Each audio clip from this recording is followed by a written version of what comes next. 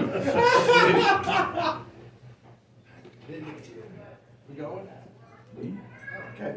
All right. Welcome to the Mountaineer Podcast. Tonight live from the Mountaineer Cafe. We always like to thank Mountaineer Cafe's sponsors, Drew and Lauren Eames, for hosting us, and we really appreciate it. Appreciate everybody coming out tonight to be with us. Coach Helmick, we have a special guest here today with us, player. You want to let us know who this fella is? This here is Avery Mitchell. He's a sophomore. He's played cornerback, linebacker, receiver. He's done anything and everything we could ask him. He's a heck of a football player. He's got a bright future. So last Thursday versus Clarke, he's been playing cornerback all year. And I put him in as a linebacker, and he adapted really well and made a lot of plays. And then we had a receiver go down with a hamstring bothering him, and he started at receiver and came up clutch. He caught 2 touchdowns. One was called back for a hold or something. Then he caught one late in the game to take the lead and kind of seal the deal. So just super proud of the player he is and how he's come along in his sophomore season. I think I kind of lit a fire under him in the beginning of the year because he was getting some starting reps and we had some scrimmages, and I didn't think he was quite ready, so I made him play a JV game, and then he didn't want to do that no more. He never looked back, so he played varsity the rest of the year. Yeah, so every year the 3rd generation Mountaineer, right? You're the grandson of the great Johnny Mitchell, who is alive. We had a recent podcast before this. Didn't know if he was alive, but he is alive. And you're the son of Madison County legend, the great Trey Mitchell. How does it feel to wake up every day to be the son of Trey Mitchell? Yes. I mean, does your dad help you out on this stuff? I know he's always, every time you go to a game, he's always there. Every game? Yeah. And so let's talk about the Clarke game. Were you nervous for the game? Did you know you were going to start before the game? I knew I was going to start Wednesday during walkthrough when Stephon hurt his hamstring. We were basically done with our scout up, and he hurt his hamstring, and he was like, "Be ready tomorrow, we're going to play." Yeah. So that's when I knew I was going to start. I was nervous going into this game because I knew if we would have lost, we wouldn't have made it to playoffs. So that is the definition that you always hear, next man up. That's what it takes to be successful, because there's no way you're going to be able to stay healthy the whole season. It's a long, grueling season. I mean, when did you guys start? We started August 1st. So. And it was probably 100 degrees that day? Yeah. And outside right now, it's like 30 degrees. So, I tell them that from day one. It's a long season. It's supposed to be. I tell them all the time that our expectation is to be having Thanksgiving dinner together. We haven't got there yet. That's what we strive for, and that's what we want to be. Like I said, we have a really, really good group of young guys. This Avery shows you, kind of what we have. I mean, he jumped right up, stepped right in when Stephon went down. He had 4 or 5 catches Thursday night, and then the big touchdown for the go-ahead score. I mean, it doesn't get much better than that, Yeah. So Avery, what's been your most favorite moment this year? Because you guys have been 4-6 this year, but you have a lot of memorable moments with Green and a big game for the getting ready for the T-Mobile stuff. So what's your most favorite? My favorite moment was probably the bus ride to Green, because last year I was going to D, and we rode there, but it wasn't nowhere near the same as the varsity bus ride. Right. So, Coach, you want to talk a little bit about the Clarke game? Yeah, like I said, I think our young guys really stepped up for us. Avery had some big catches, had a big touchdown. Hayden caught him, ran the ball hard. I think he had, 21, 22 carries for 88 yards and a touchdown. I mean, he's a freshman. He's, 5'8" on a good day, $165 maybe $150. To rock like that as a freshman at that size, takes a very strong person mentally and physically. You know, these young guys we got have come a long way.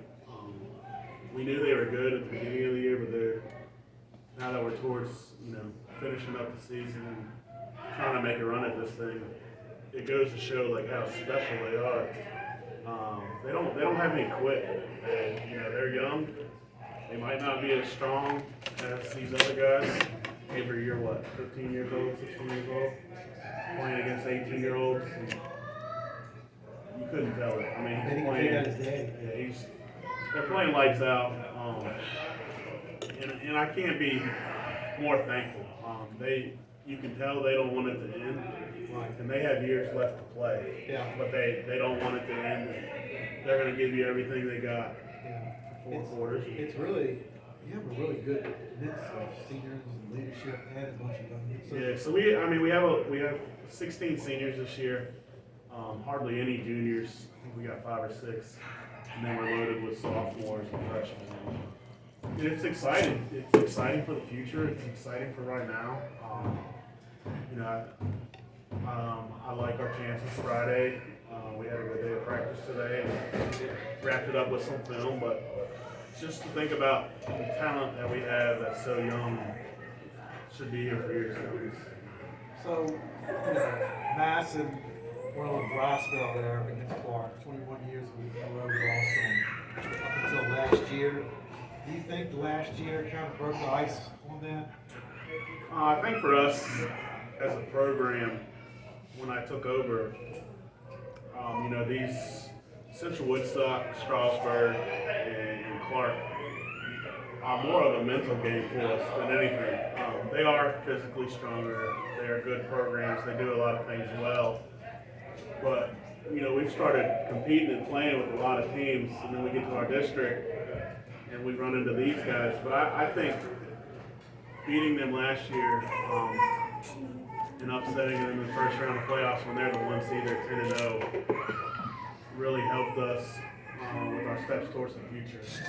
We're not, we're 4-6 this year, but we've been in almost every game. Every game is going to the 3rd or 4th quarter, and you can't say that about the games when I first got here or before I got here or we got here. So I think we're definitely headed in the right direction. I think that was a huge momentum booster and helped our kids realize, like, hey, we can play some ball with the big guys. We're pretty good ourselves. And, it takes time. When it takes time for a culture to end up where it was before we got here, it takes time to get out of that. I think we're doing a good job of making strides every year to be where we want to be. Everybody that knows me knows how competitive I am. We'll never be where I want to be, but we'll continue to make strides every year. And I got a great group of kids, so who wouldn't want to be? I mean, Strasburg and Woodstock, maybe it's not Clarke now, but they're the benchmark. That's where you want to be. Yeah, and I can't take anything away from those programs. They do it the right way. They're good at what they do. I think one of the biggest difference in them than us right now is, they lift during school.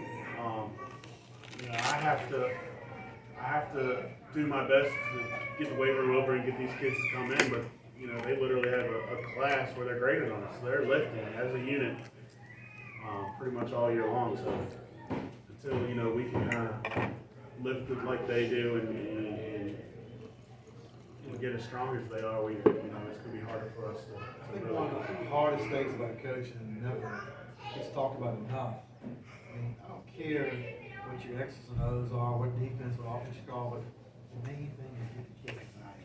Yeah. I mean, the buy-in's the whole thing. And once they believe and buy into it, the sky's the limit. So, anything else you want to talk about this year? I mean, I'm talking to him this time. Sorry, Avery. Anything else you want to add? Anybody you want to thank? I want to thank all the dinners everybody done it. I want to thank everybody who donated food, all the pizza at the end of the games. Just want to say thank you to everybody for supporting. Yeah, that's a big thing, team camaraderie, you know, get together. You know, the games, the records is one thing, but the things you get on in life, we got some other good gentlemen here. They'll tell you, those are the times that you will miss the most, speaking to your teammates and brotherhood. That's gonna last forever. It really is. So Larry, also this game was a big milestone in Madison County history. People out there don't know this is the 79th year of Madison County football, and come up with the 500th win. Now I'm gonna tell you a little something, a little history lesson. So 79 years ago, the first win Madison ever had was on October 21st of 1946. Pop Price, the coach, would be the Carpenter JV 13-6. 20 years later, September 2nd, for the 100th win in Madison history, Caroline beat Caroline County 35-14 with George Galupe. I don't know, I'm not sure. But does that sound right, guys? Galupe. Yeah, George Galupe. And then, fast forward to only 11 more years later, we got to the prime of Madison football, the 200th win, September 30th, 1977, against Elton with Coach Eddie Dean. Madison won 34-0. Then we go on to 1990, September 28th, the 300th win. Coach Eddie Dean again beat Blue Ray 44-0. Then here we go to where it gets interesting. The 400th win on November 12th, 2004. Coach Eddie Dean, Madison beat Clarke 19-7. 21 years, what we lose. That was my junior year, by the This way. was your junior year? So look, so you're a part of the 400th win and the 500th. Yeah.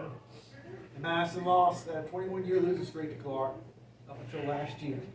And then this year, on November 6, 2025, Clarke beat them at Clarke 27-10, Coach Larry Helmick. Now, hey, that's something you'll be able to tell your grandkids about. So you can always brag to your daddy too that you had a 500 win of Madison. What does that win mean to you, Larry, as a coach? It means, you know, a lot to me and the community. I mean, when, you know, I've told people this for a long time. When you go into what's a gym for a basketball game, volleyball game, there's only one banner that's full. It's football. Yeah. It's football school. It doesn't, you know, it hasn't been where we want it to be the past few years, but it's a football school and it's got a lot of rich football history. Yeah, that's right. So, talk about this week. Madison's all-time record in the playoffs is 41-30. Our opponent this week is Stuarts Draft. Stuarts Draft. Yeah, we're 99 against Stuarts Draft. And the last one was 1993. We won at Stuarts Draft 34-14. Let's talk about Stuarts. Stuarts Draft's a good football team. They're a physical football team. They're pretty similar to Blue Ray. They have a really powerful back, and they have a really elusive, fast quarterback. The offensive line gets after it. Their defense, their linebackers are really good. So we got to play a good game. But we're excited for the challenge. And you know, I told the guys earlier, I don't know if anybody realizes that we're 2 possessions away from being undefeated on the road this year. We lost by 7 or 6 to Luray, lost by 7 or 6 to Buckner. I mean, I told them earlier, we're road warriors. We're built for it. It's all good. Yeah, it's all about the mindset you have for going to any game. You got to have that mindset that you're going to win. So, Larry, let's go back to my picks last week. You did not do very good. 4 of 9. Yeah. Yours truly was 7 of 9. 7 out of 9. Oh, yeah? Yeah, I had 7 wins, you had 4. So, maybe Avery can help you pick this week. Let's go to college football first. You take it Florida State. Florida State. Florida State? Okay. All right, I'm going to go Florida State too. Notre Dame at Pitt. You know what? I was going to say the same. But he's picking for me. Okay, so I'm going to go with Pitt too. I think it's upset special. Pitt's got a really good quarterback. They were a really good passing offense. Notre Dame's good, but I know it's going to be a good game. Oklahoma and Alabama.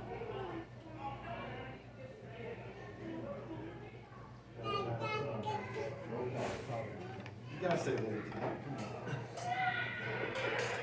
All right. UVA at Duke.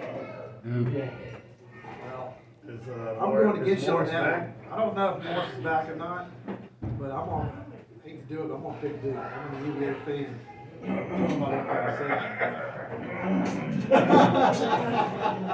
and I'm a UVA fan, but if Morris isn't back, they don't have a chance. Because the other guy didn't shut me much. All right, Texas at Georgia. Georgia, I say so too. Texas is starting to turn around. Georgia's Georgia. It's at between the hedges of Georgia. Let's go to the NFL. Washington at Miami. Two crappy teams. Washington. Okay. I'm gonna pick. What's your favorite team? Commanders. Well, I'm picking mine just because you said it. All right, Tampa Bay at Buffalo. Buffalo was terrible. Tampa Bay lost too. Buffalo was terrible. I'm gonna pick Buffalo. You gonna pick Buffalo too? Chicago at Minnesota.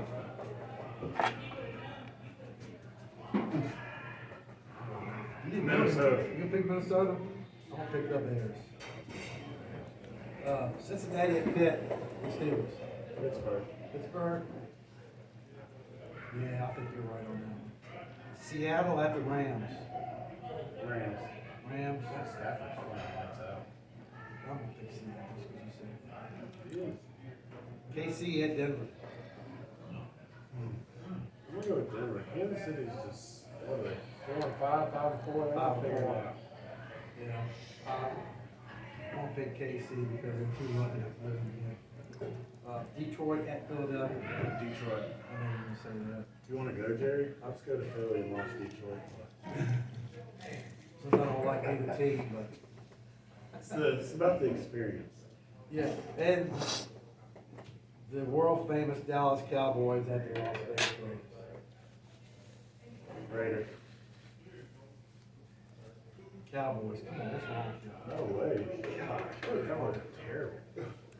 So, Coach, anything you want to add about this week? No, I just wanna, thank you for doing this. Thank everybody for supporting us. Yeah. Please, make the ride over to Fishersville on Friday to watch us take on the Cougars. You got plenty of places to eat in between there if we go to the game. Yeah. Plenty of places to eat. Avery, thank you for coming. I really appreciate it. You're much better talking than I am. Thank y'all. Okay, now we're in for a treat tonight. We got two Madison County alumni, two Madison legends. They're second generation Mountaineers. Yeah. Jeff Tucker, Moose Suits. Oh, man.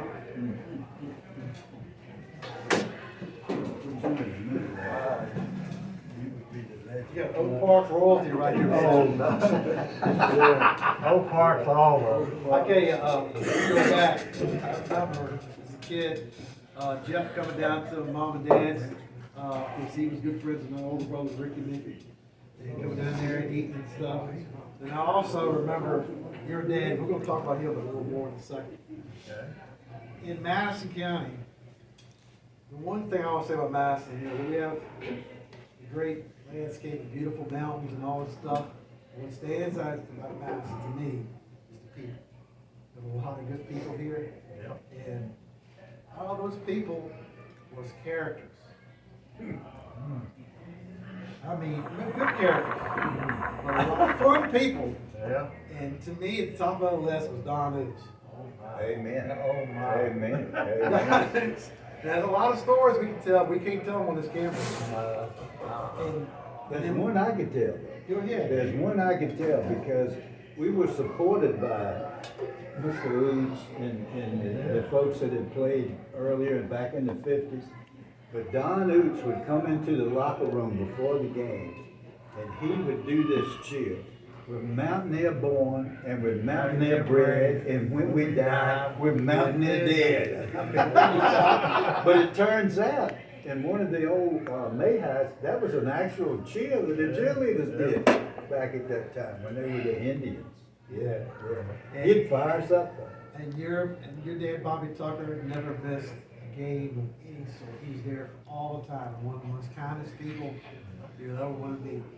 And he was a huge supporter of Madison Athletics. And what we want to talk about tonight is, we want to talk about your dads. They both played football together at Madison, as you two actually played football together at Madison. Yeah. Which is very unique. And I want to bring that to attention because I'm afraid in years to come, people are going to forget about those guys in the 50s. They're the ones that laid the groundwork for Madison football in all sports for years to come. I want to talk a bit about that. Let's go first, we'll talk about in 50 and 52, Madison had a 22-game win streak. And then from 50, they were 9-0 under Coach Chuck Nutt. Now, we talked about Chuck Nutt on the early broadcast here. Anything you guys remember of Chuck Nutt? Daddy absolutely loved him. And of course, he was only in Madison 1 year. Yeah. And he came, they were undefeated in football, undefeated in basketball. And years later, Chuck Nutt on the radio in Richmond said that he should have quit right then because he'd been undefeated after that. But he coached at VCU and Tech later on. He went to coach basketball at VCU, then he coached football at Tech and at South Carolina. Yeah. And so, he did that. Then next came on another Madison legend, Coach Jim Moeller. That's a name I hope people don't forget because Jim Moeller coached football and basketball and baseball too. For years at Madison. And then after that, he went on to coach Madison Blue Jays in the Valley Baseball League. And he's also in the Valley Baseball League Hall of Fame. Anything you remember about Jim Moeller and Dad's talk about him? And dads absolutely loved both of them coaches and stuff. They had total respect for them. They knew the game. They knew they were going to put the best ones on the field to give them the best chance to win, and they played their hearts out for them. They absolutely played their hearts out for them. Talked about them all the time. Yeah, all the time. And in 50, they were 8-0, and 52, they were 5-1-1, and 53, they were 7-1. So that was a really probably one of some of the first years of the Madison football dynasty coming along. I know your dad was on 45, and Bobby was the number 44. 45. Running back, 44. I mean, back then, football was a man's game. I mean, it was physical, no face mask. I guess it was a leather helmet back then, right? Yeah. And they were the Madison Rockets up until 52. 53 is the first year they were actually Mountaineers. Indians. They were the Indians, the Madison Indians. They were the Indians. Yes, Madison Indians. Yep. So, is there anything you can share with your dad said back in talk about those playing back in those days? Well, earlier you talked about the camaraderie of the teams. Yeah. And because you were talking with young Mitchell about that and how you never forget. But they had a core of fellows that absolutely loved each other from that team for years. Yeah. Years later, and those times that they had. But they were some tough nuts back then, there's no doubt about it. And Daddy would talk about, like Don Oots. He'd just knock your socks off. Lee Gibson, Red Faulkner. I mean, so many of them. Phil Coppage, quite a few of them. Jimmy Graves is also one of those teams. Jimmy Graves, yeah. They also they played the games, but they also went over to Woodbury every Wednesday to scrimmage Woodbury. And Woodbury, they were pretty much more of a prep college team when they played them and stuff.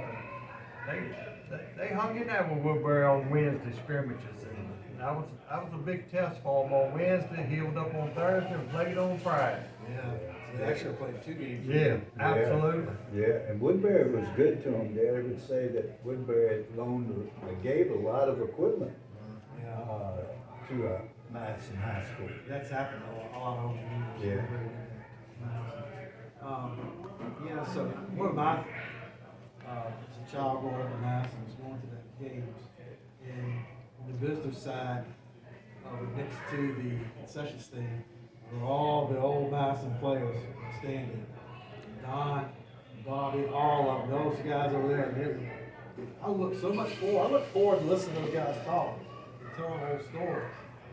That's the one thing that I miss about my parents is not being able to hear those stories. And I wish I'd have paid attention to what they were talking about years later. But those guys, I mean, it was a trip. I mean, they would, and Don would be there, and he would challenge you. Yeah. Or on the side, he would let you know it. And your brother Greg. And we'll talk about him a little more in a minute. But You was away from the coaches, the home side, the coaches caught you on the other side. You got more of the, you better get your job done. You better get your job done. had them post over there, that big old steel cable, people lean up against that thing the whole time, and it was packed around there. Let's go on. So then, go from there. Then you guys come along and play for Madison. Growing up, was there Little League football back then? Yep. It was. Yeah, that had started a few years earlier. Some of the older fellows, Charlotte from Dodd, the fifties, Stevie helped Campbell. get it started. Yeah. And that was huge. That was so much fun when that first started. And then the Saturday games, and then Coach Dean and Spagoni and all of them would come and they would referee the games. And Where'd y'all play at then? High school? Waverly, Yeah. Yeah, people don't realize Madison used to play their high school games at Waverly. yeah. And the old house was where all the equipment was stored, where your office is now. No, not my, I'm talking about Waverly. That way. Yeah, I mean, Yeah. you remember the old house over Yeah, there? oh yeah, on top there where the nature trail Yeah. used to be. And so, and the home plate for the baseball field was back in that corner where that old equipment building is down there. And they would hit a home run, hit it towards the school. Yeah. But yeah, and then you guys growing up, I mean, who'd you guys look up to? I'm sure your dads. I remember Russ Thompson. We used to play, they don't allow them to play, the kids playing around the field, they don't allow that no more, but we used to play, we were watching, then we'd go off to the side and play, and then come back and watch, and just, Tackle. yeah, the real deal. Yeah, the real deal. So it was a lot of them. There was a lot of them. Yeah. And as a kid, watching those late '60 teams, the John D. Mallory's, Yeah. and back when Jack was Barry. quarterback, and just they were men playing then. You know, there's no doubt about it. And you looked up at it, and when they first came into the Skyline District, Strasburg had always been the big dog. But I think it was '69 that we beat them for the first time, and then they were no longer the kingpin in the Skyline. They didn't like it much either. Yeah, I'm sure they did. It was a fun time to be growing up, and I always tell people, downfall of football was presented around that. Because Larry's talking about weightlifting. They had no weight room back then. The weight room back then was working on the farms, and everybody worked on the farms, packing square bales of hay all day long. Then you'd go straight from there, straight to practice. Eddie Dean didn't have to have but one practice a day. Most schools had 2 practices a day. But Eddie did one because he knew everybody else was working. We all country boys and we all working, so we already got our first practice. And our first practice was conditioning in a hayfield or building fence or something. And the people we worked for, they were Mountaineer fans because they didn't make the work easy. You pick up a bale of hay, and wasn't no kicker bale. You pick up a bale of hay, and they put the tractor in the faster gear, so you had to run to catch the wagon. They wouldn't clutch it and stop for you. Wasn't no clutching and stopping for you. Yeah, and Dave Chris did a world of good for me. He convinced Jimmy Graves to give me a job in the hayfield on the summers, and they were big enough operations back then that every good day we went in the hayfield, and I was glad for football to start, I can tell you right now. So Coach, maybe you could convince a hay farmer around here to go back to small bales with the whole team out there and be ready for football. Speaking of Dave Chris, he's probably one of the best coaches that I ever coached that day. we both started on the offensive line, and just what he taught you, the small stuff he taught you, the little stuff. So when you got against somebody equal to you, you had that little knowledge how to control them. You had a little knowledge how to control them. He had a real soft voice, and when he was hollering at the top of his lungs, you could barely hear it. But he was a heck of a coach. Went on to Blacksburg, won some state titles down there. Double A state title. Yeah, he had quite the dynasty in Blacksburg for years. Yeah. And I think both some of his sons were actually coaching there. In collegiate. They're coaching college. His son's coaching college. And so we talked about what life was like back then. I mean, working all day, going straight to practice. I mean, there was nothing to do in Madison back then. It's not much to do now, but it wasn't really nothing to do back then, was it? Just hang out with your friends and stuff. And, Go to Rick's for training meetings. Yeah. Rick's. Yeah, Rick's restaurant right across the street. End up over here shooting pool. Pool was about it. So, Maybe.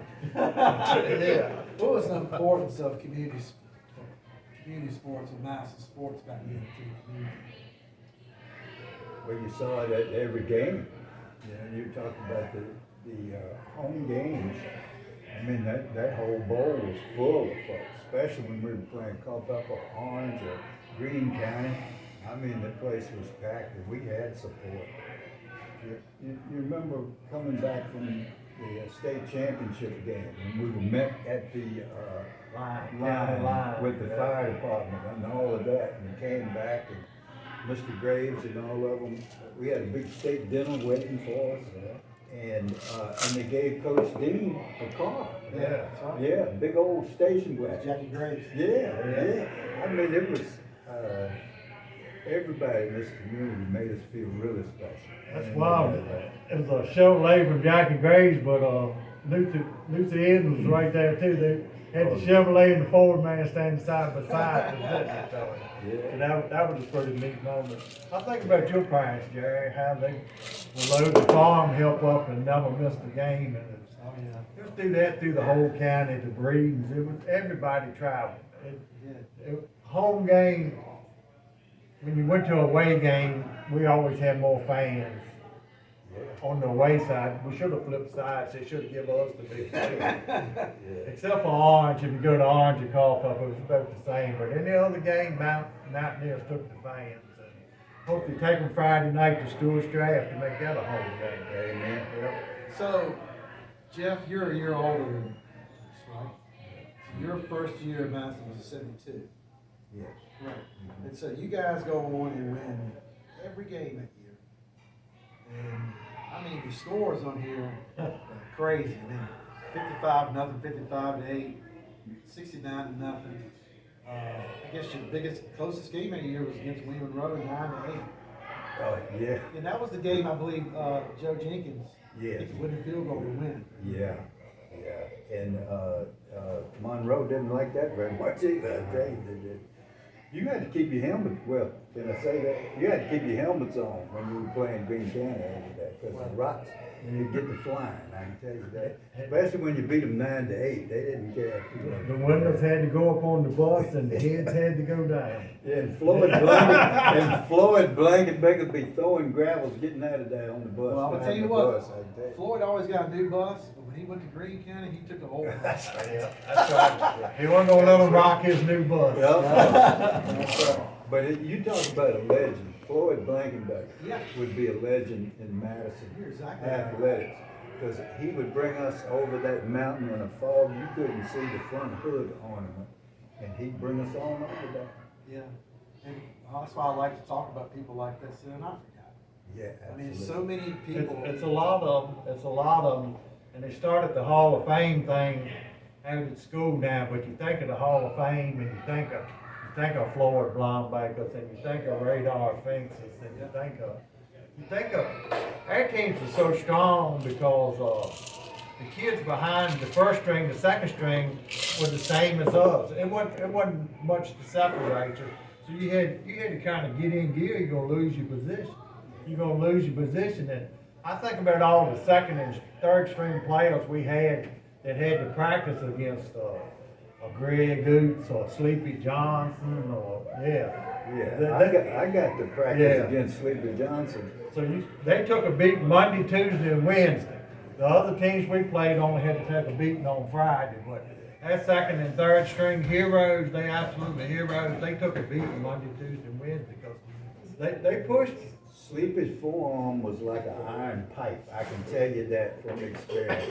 And he had one move. He was to hit the first play of the game. His move was to hit that fellow in front of him with that iron pipe, and then he owned him the rest of the game. I mean, absolutely. So, 71 were 12-1. 72 were 12-1. Lost both times the state championship. 73 were 13-0. 74 10-1. 75 11-1. 76 12-1. That whole spell right there, the regular season, no losses. No regular season. All those losses were in the last playoff. Madison's next loss was the 76 at Orange. That was 32-20, 1976. But then, won the state championship. That's exactly right. That was the only loss that we did. That's right. That's exactly right. But to my daddy, by losing to Orange, the state championship did not matter. It did not matter because we lost to Orange. So we lost to them. I think it was a 55-game regular season winning streak, which they started one earlier, but theirs won by 20-some, but we didn't got to 50-some, and we lost at Orange, probably 32-20, I think. Yeah. So the state championship we won that year was not that great since we lost to Orange. So we're talking about a Madison legend. We're talking about Greg Oots. To me, if you ever see it in the NFL films of big buckets, that was Greg Oots. And Greg played 71, 72. Was he on the 72 too?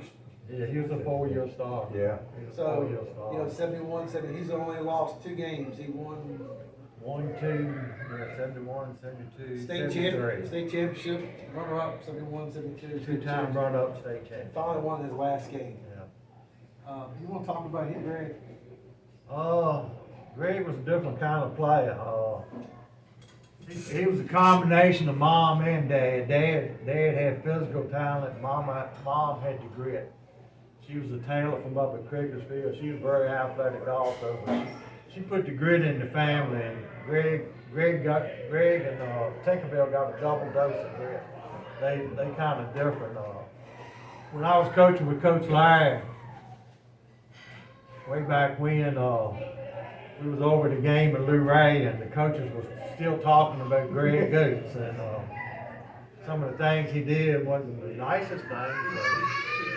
So he was a player. You better keep your helmet on all 4 quarters. You better keep your helmet on when you went to the locker room. You better keep your helmet on after the game, because it didn't matter where you in between the lines, outside the lines, in the locker room, you was gonna get hit. Yeah, Coach Dean, I've heard him say before that it was probably one of the best defensive players he ever coached. And he was a force.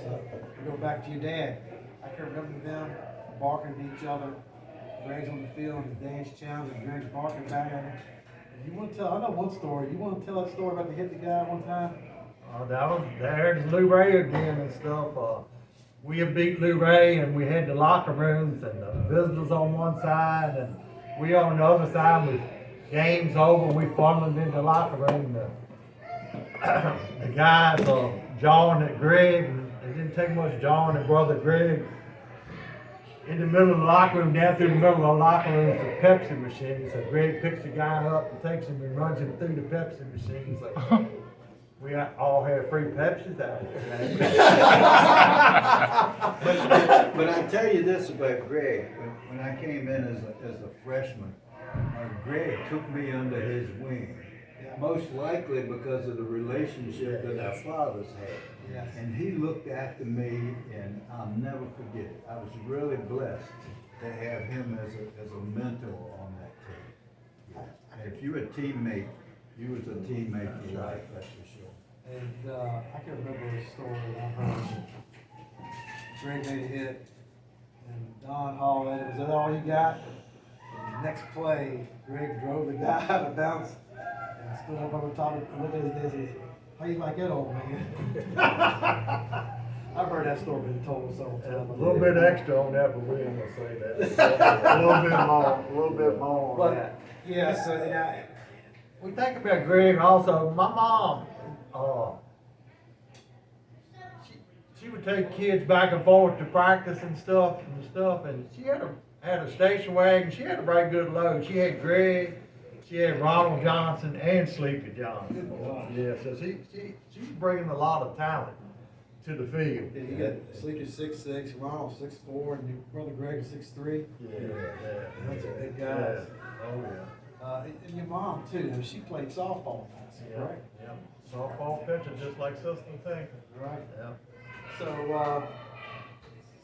go back to your freshman year, Jeff. You lose against J.I. Burton in the championship game at Virginia. Yeah, Scott Stadium, Do you think you can remember about that game? Well, the one thing that I remember, is that was on AstroTurf then. Yes. And at that time, AstroTurf was over top of asphalt. It was hard. That ground was hard, some kind of hard, yeah. And I wasn't, playing then. But one of the toughest things was the bull in the ring. Yeah, bull in the ring. And here you are, freshman, sophomore, and you in the bull in the ring against Lewis Parrish. What was his numbers on that? Lewis Parrish was, Lewis Parrish. 64. Yeah, how much? 300, about 300 pounds. Yeah, 300. Lewis, you got Sleeper, you got Greg, all of them in the bull in the ring.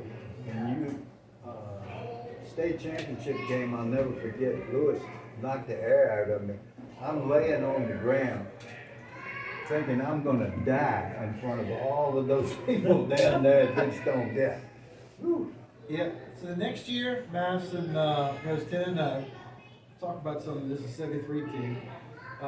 Beat Carpenter the year 27-12. Beat up on Greene County again 35-9. Beat Orange 44-0 that year. And really, the closest game they had all year was against Montevideo, which was a big rivalry. 21-12, Madison won. Montevideo went on to become Spotswood. I guess Falcon and Montevideo joined Spotswood. And then you go to the playoffs. Anything you guys can remember the playoffs? That year, Madison went to play Parks. Do you remember that drive down there? That was a long bus drive. Did you guys spend a night somewhere down there before? Had to. Yeah, we stayed over that night and stuff. And remember the game? I was a freshman that year, and I would go out with the quarterbacks and running backs and receivers before to warm up and stuff. So we done gone out there in Parsley. They out there warming up. They got the whole team on the field, and we out there warming up. It's a few linemen, it's short snapper, long snapper, whoever snapped for the quarterback. That's about all the linemen out there. And at that time, it was a crest of a hill there where you come out the locker room, and here they come 2 by 2. Here come our linemen over the hill, and I mean, they were ready to rock and roll. They come over the hill screaming. They come over the hill screaming. I wasn't even ready for that. The Parsley was warming up, and the receivers weren't even looking. They was watching their linemen, and the balls was bouncing off the chest and stuff. And they were beat. They were beat before the first kickoff. A lot of teams we played were beat before the first ball was ever kicked. It was in your mind that you couldn't beat them. A whole lot of times they were already beat before we even beat them. They were looking for the bus. Yeah. I've had people tell me from opposing teams that said back then in Madison in the 70s, I mean, they knew they had no chance. And then, like you said, the game was over before it even started. Now, so you go all the way down there. Starters right by second quarter, I'm sure. Madison sets a school, like a actual Virginia High School League playoff record. I think finally stood it several years ago. 70-0 down in Parkson. You're on the Eastern Shore, all the way back home, and then next week you go all the way to the other end of the state. Bullitt Park and Big Stone Gap. Probably to play Clintonwood, probably one of the most famous games in Madison County history, if not the most famous game. Clintonwood was coached by Ralph Cummins. who ended up, after losing to Madison that year, won 2 more state championships. 2 years to 74 and 75. And his brother coached at Harrison. Okay. Yeah. So, is anything you guys can remember about that game? There's a video on YouTube. It's kind of, you can see little bits of it, but. Well, other than getting knocked out and bull in the ring before it ever started. The last play of the game was when CJ had knocked that pass down in the end zone. Yes, and it was, what a thrill, what a thrill. And the Madison fans just went, wow. I mean, it was really. So after 2 years in a row, the state run up and finally won. Can you describe the bus ride? That's a long bus ride. Y'all took the trailways down there? Yeah, a couple of them. Yeah. A couple of them. Fans took quite a few of them too. What was it, 15 buses? I mean, Yeah. it was a lot of buses. As a team to leave out and then you see a sign out there on the hill going across the bridge there going in green, the last one shut the gate. That's about what anybody wanted anything in Madison during the state championship game, they could have had it because the county was empty. The county was empty. So you get back to Madison, you describe the reception you got at the county line. Yeah, to see the fire truck, it was, it's just something you never forget. Right. So, I mean, you want to talk a little bit about Coach Dean, about him from that year, and the whole coaching staff, really. Talk about David Press. Nobody really understands how young Eddie Dean was then. He was not a whole lot older than the players. He was older than them, but he was real young. You look back at some of the pictures and stuff. He's real young, but his football mind is just it's unbelievable what his football mind. He was before his time there. Most teams were running, but he would throw, and so would Ralph Cummins and stuff. But just how quick he could adapt in a game. He liked to play 2 platoon. He always played 20-some players, 28, probably 28 players. He would play Greg Gooch or Carlton Johnson or Sleepy Johnson. He would play them down near the goal line when we absolutely had to have something. But he played a lot of people. That's the reason a lot of people come out and play for him, because he played so many players and stuff. The way he adjusted at halftime, it's like, no, he just knew it. Yeah, and he was a math teacher. He's a mathematical genius, I can tell you that. And somehow as a senior, I ended up in his math analysis class. I didn't have a clue. It's a good thing he was grading on a scale, because but he's just a brilliant fellow. So the next year, 74, you are a junior? You're a sophomore. It's pretty, nobody talks about this much. Madison played that year. Up until the playoff game, they only allowed 32 points for the whole year. They had 1, 2, 3, 4, 5 shutouts. 7 points. It was Strasburg 27-7. Orange was the closest game, 12-7. Beat Green 10-0. Beat Cumberland 26-9. They allowed 6 points, 66 to Page, 40-6 against Elton. And then Woodstock going down to 6. Then you get in the playoffs, Palatine. You remember that game? We lost 34-18. That's not allowed. We get more points in that one game. That was a double wing. And I'll never forget the first play of the game. The fella in front of me, I looked down, I saw his foot, and he must have been wearing a size 20 shoe. And that was a long night. I do remember that. Yeah, I was a sophomore, and that's probably playing defense, and from the end of the first quarter to the end of the game, they were hitting me so hard I couldn't even feel my body was numb from there. Didn't tell the coach, because you never told the coach you was hurting, because somebody else would take your spot and you might not get it back. So Yeah, long night. very long night. So then the next year, 75, once again, win every game up until the last. Closest game that year was 17-15 to Montvideo. Montvideo was tough back then. Montvideo Maroons, if I'm not mistaken. They were good. They were a yardstick team, but that year, 10th game of the season, I think it might have been Central or Woodstock. That's exactly right. I was getting ready to say that. Central or Woodstock, and Styles got hurt. our starting quarterback, who was a super athlete, a great athlete, because he was a starting point guard on the state championship basketball team, and he's starting quarterback on the next year's football team. But he breaks his leg in the 10th game of the season early, so you know. So we have to play the next game, first round of playoff, regional playoff, with a quarterback ain't never took a snap, was Joe Thomas. Yeah, Joe was totally, he was a gritty player and stuff. That year we had to play a team that had Billy the Horse Johnson that ended up at playing for North Carolina and stuff. And we beat them with a quarterback that ain't never took a snap, because everybody stepped the game up. Because 12-6. 12-6 at Albemarle, I think. Yeah. And they said that they wanted to tell us Billy the Horse got hurt the week before. He wasn't hurt because he scored a touchdown in the second quarter, so he might have got hurt during that game, but he wasn't hurt the week before. Yeah. He was fine, but he ran pretty good when he got to North Carolina. We filled the box and pretty much cut him off. So then you go to Bowling Green. I believe it was on a Saturday afternoon. And we lost 32-12. Yeah. They were good. Fast. We didn't, that defense wasn't containing. We couldn't contain them. If we could have kept them inside, well, we could, they had fast running backs. If we could have kept them inside, well, we could have punished the running backs. We could have took care of them. But, Tony Alsop was the quarterback there. He was fast as well.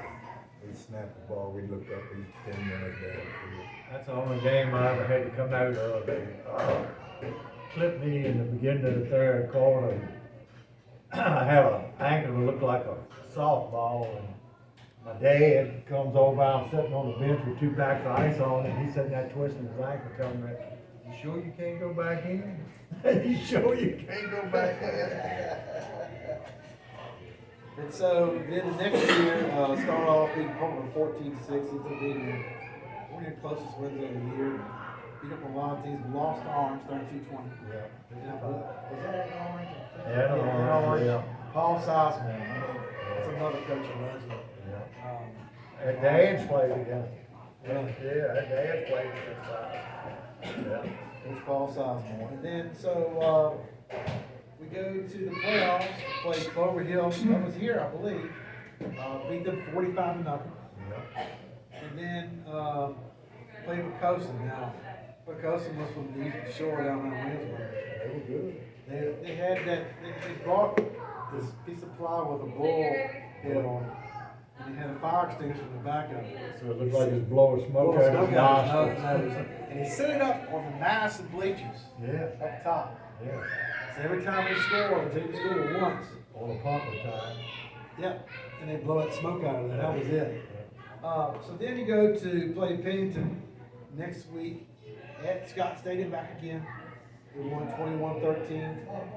Mike Styles, quarterback, Lawrence Young, Sterling Young. And that great offensive line, Jeff McCurry, Jimmy Dodd. Yep.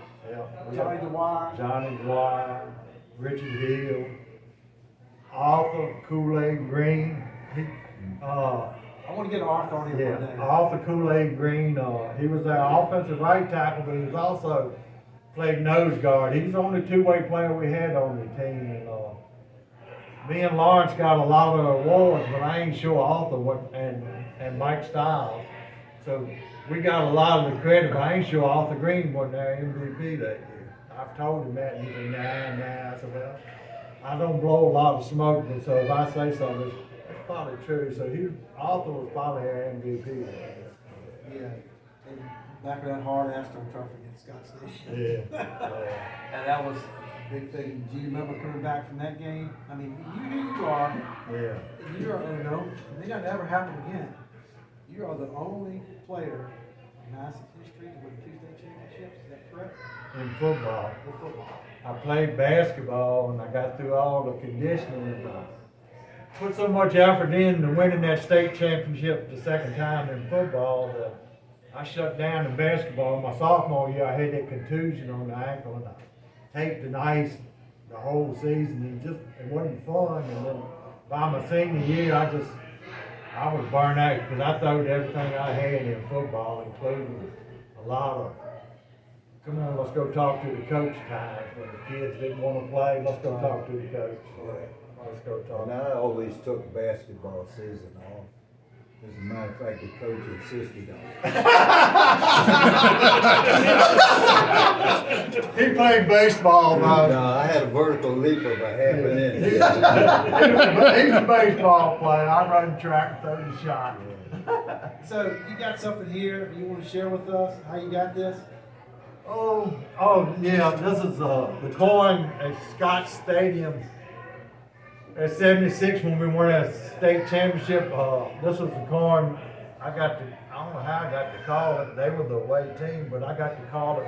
Won the coin. I said, that might be a souvenir one day. So I slipped that there, and about 5 years ago, Eddie said, "Where'd you get that from?" I said, "Well, I called Tails, and I won it, and I put it in my pocket. I figured it was mine."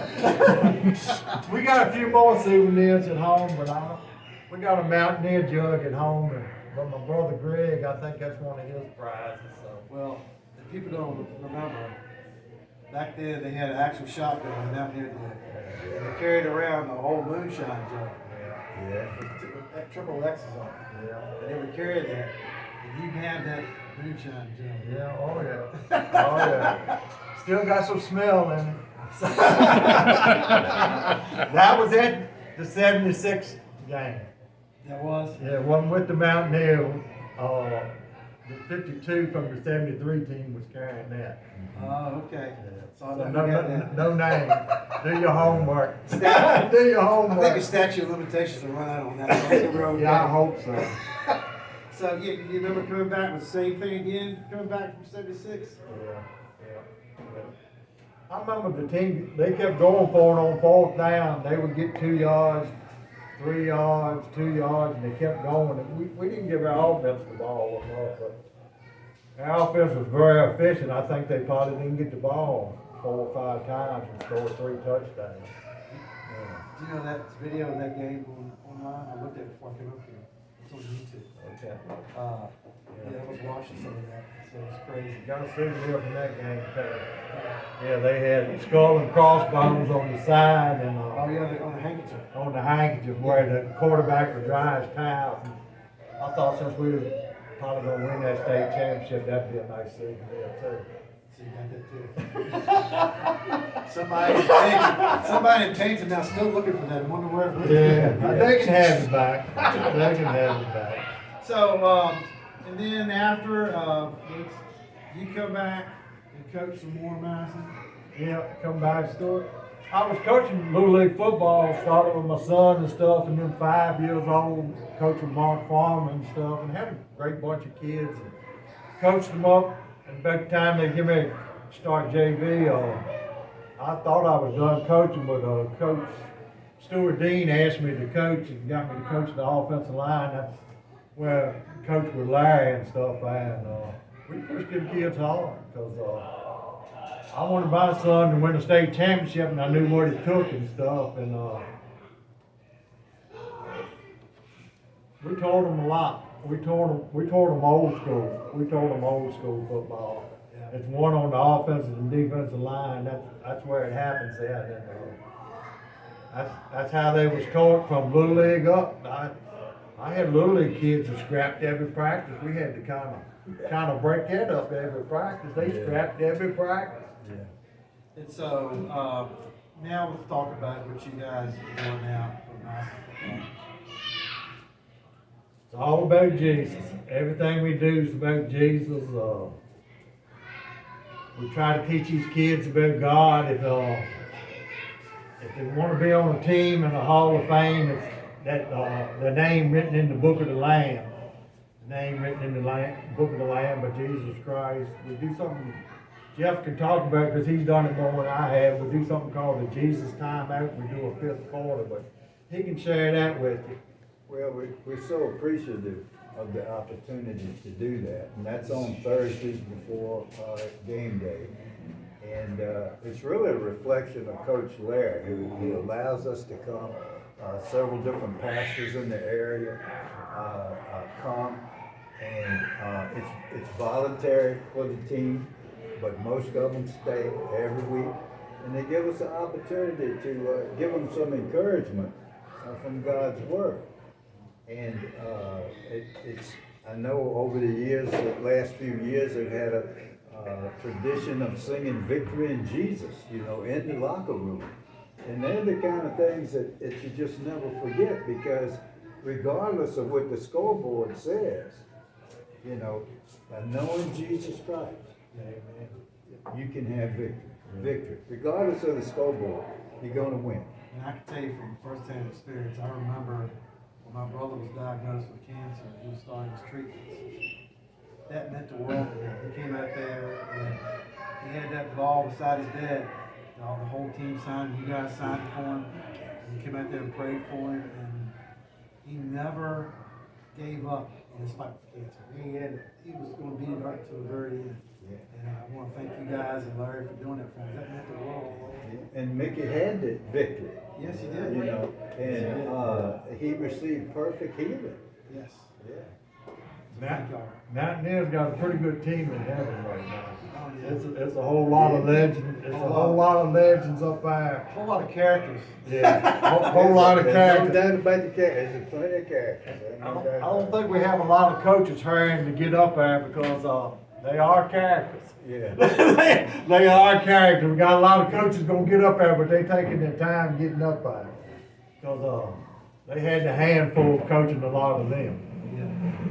But again, so appreciative of Yeah. Coach Larry and his whole staff allowing us to come and speak to the team. And the team, Yes, the team the is team. locked on, very attentive, very respectful, and so appreciative.